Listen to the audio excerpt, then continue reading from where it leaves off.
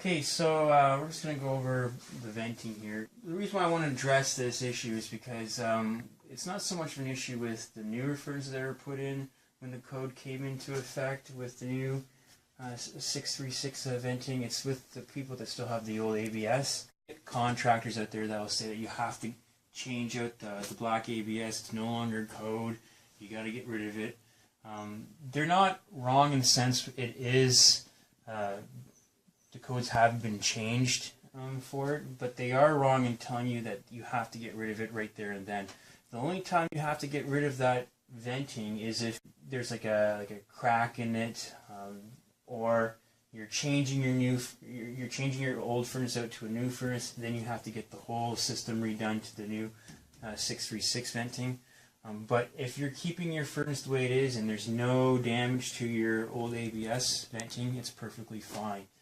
So don't feel threatened that you have to get it changed out, because you're not breaking any laws by keeping your existing venting in there. The reason why they got rid of the old black ABS venting was because it was originally designed for plumbers, but they adapted it over to the heating treatment, and what they were finding out is that it was drying itself out after 10-15 years, and it was cracking at the base of water heaters. I still see a lot of this even today, where I'll go to a water heater and I'll see that the old black ABS they have, and it's cracked at the base.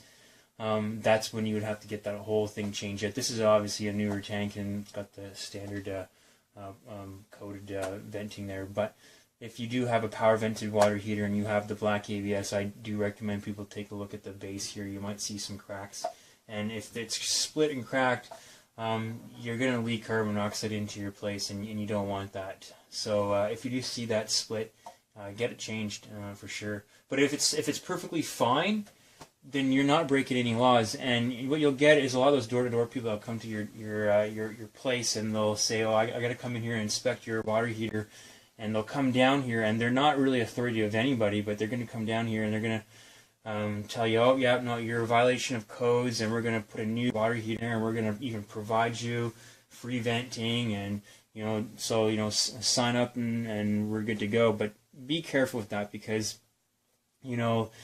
typically when you have those people coming in your place, they are working for a water heater type company, and they're just trying to get you to switch your tank over to them. And if you are switching over to them, you're going to have to sign like a 15 to 20 year contract, maybe 7-year contract. But even so, you don't want to really get locked into a contract.